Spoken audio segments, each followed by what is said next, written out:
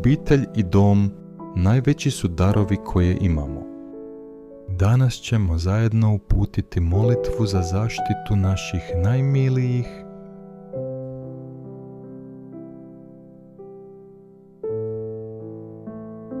Nebeski Oče, molim te da zaštitiš moj dom i moju obitelj.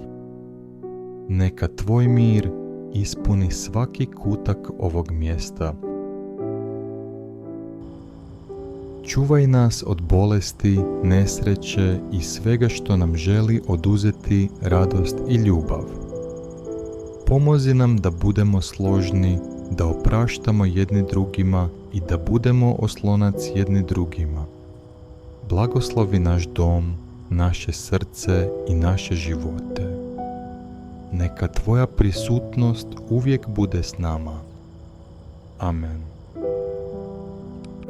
Neka Božji blagoslov i zaštita budu nad vašim domom i vašom obitelji danas i uvijek.